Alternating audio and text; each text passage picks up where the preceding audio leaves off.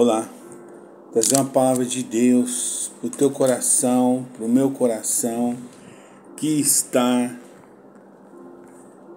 em Mateus 10, do versículo 28 a seguir. E não tem mais os que matam o corpo e não pode matar a alma. Temei antes aquele que pode fazer perecer no inferno a alma e o corpo. Glórias a Deus. Queridos irmãos, amada igreja, queridos ouvintes e amados seguidores desse canal, Jesus nos adverte sobre o inferno, onde muitos hoje desdenham a palavra de Deus, deixaram de acreditar que existe o céu ou o inferno. Irmãos, a Bíblia refere-se a um lugar de tormento eterno e de fogo inextinguível reservado aos ímpios. A Bíblia ensina que a existência do homem não termina com a morte, glórias a Deus, mas que continua para sempre, ou na presença de Deus, ou num lugar de tormento.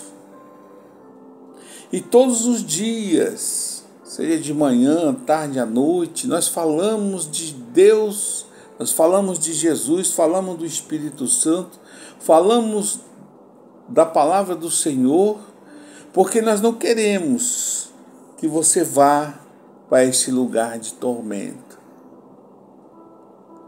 Se você no dia de hoje pensa em se matar, ou você já pensou em se matar, não faça tal coisa. Não pague um preço para a eternidade para ver isso. Jesus ele veio para nos dar vida e vida com abundância. A respeito do estado dos perdidos na outra vida, nós devemos notar os seguintes fatos. Jesus ensinou que há um lugar de castigo eterno para aqueles que são condenados por rejeitarem a salvação. Você pode ler lá em 2 Tessalonicenses 1, do 8 ao 9, você pode ler Lucas 10, 16, ou 12, 5, ou Marcos 9, 43, e várias passagens onde o Senhor comenta. Meus irmãos, trata-se da terrível realidade do inferno como um lugar onde o fogo nunca se apaga, como está lá em Marcos 9,43. O fogo eterno preparado para o diabo e seus anjos, como está em Mateus 25,41. Um lugar de pranto e ranger de dentes, como está em Mateus 13, 42, 50. Um lugar onde os perdidos ficarão aprisionados nas trevas. Imagina você com os seus pensamentos, com as suas lembranças daqui da terra, e você numa escuridão total, num calor insuportável. É um lugar de tormento, irmãos, e de angústia e de separação do céu. Você vê que nós temos a passagem do rico e de Lázaro. Nessas baboseiras que passam aí em televisão sobre a Bíblia, irmãos, é coisa inigualável, que você não pode nem pensar nesse sofrimento do inferno, irmãos. O ensino nas epístolas é do mesmo teor. Fala de um julgamento vindouro da parte de Deus, da sua vingança sobre os que desobedecem o Evangelho, irmãos. Cuidado, irmãos, com esses pastores fraudulentos, sem temor a Deus, que vivem aí, irmãos, fazendo tudo que o diabo quer, trazendo pecado para dentro da igreja. Agora com essa modinha de luzes pretas, indo contra a palavra de Deus, falando que a palavra de Deus está ultrapassada, fazendo da igreja boate, circo. É cada palhaçada que você vê, irmão. Fuja dessas pessoas, fuja desta casa. Essa casa não é de Deus, irmãos. Leia 2 Tessalonicenses 1, do 5 ao 9. Fala de uma separação da presença e da glória do Senhor e da destruição dos inimigos de Deus. Está lá em Filipenses 3, 18, 19. Também tem lá em Romanos 9, 22, ou 1 Coríntios 16, 22. A Bíblia ensina que é inevitável o castigo dos malfeitores, irmãos.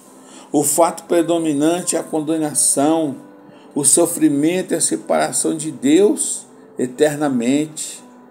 O cristão sabe que essa doutrina não é agradável nem de fácil entendimento, mas mesmo assim, ele deve submeter-se à autoridade da palavra de Deus e confiar na decisão e na justiça divina, irmão.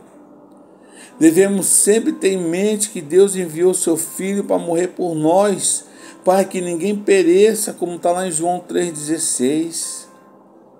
É a intenção e desejo de Deus que ninguém vá para o inferno. Quem for para o inferno é porque rejeitou a salvação provida de Deus, irmãos. O fato e a realidade do inferno deve levar todo o povo de Deus a aborrecer e repelir o pecado com toda veemência. Olha o carnaval chegando, irmãos. Crentes indo para o carnaval. Pastores colocando carnaval. Tem até escola de samba da sua igreja. Vão para os retiros mentirosos, onde há só carnalidade. Nós temos que buscar continuamente a salvação, irmãos, dos perdidos, e advertir todos os homens a respeito do futuro e justo de Deus. Está lá Apocalipse 20, 14. Irmãos, tome cuidado. O próprio Jesus disse no versículo 32, portanto, qualquer um que me confessar diante dos homens, eu confessarei diante do meu Pai que está no céu. Nós temos que reconhecer como o Senhor da nossa vida. E isso é abertamente diante de outras pessoas, até mesmo daqueles que se opõem aos seus caminhos e aos seus padrões, irmãos. Glórias a Deus.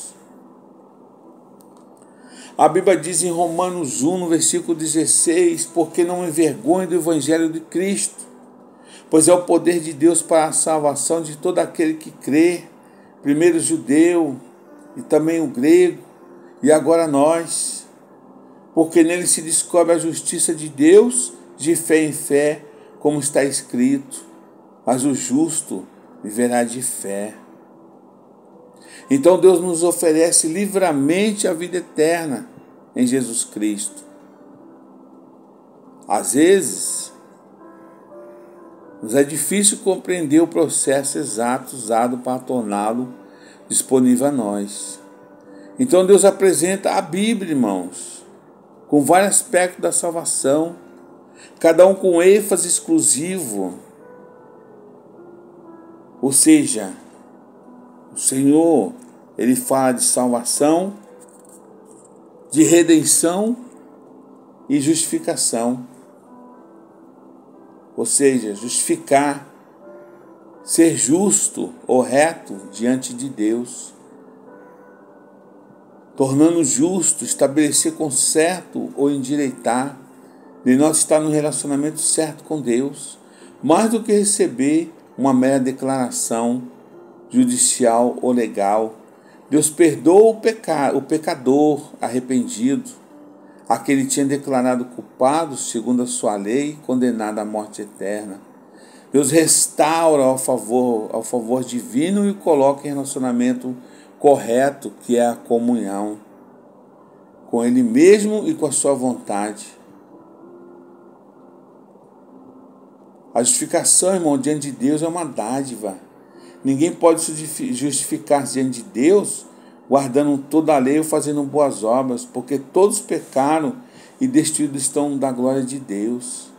A justificação diante de Deus se alcança mediante a redenção que há em Jesus Cristo, irmão.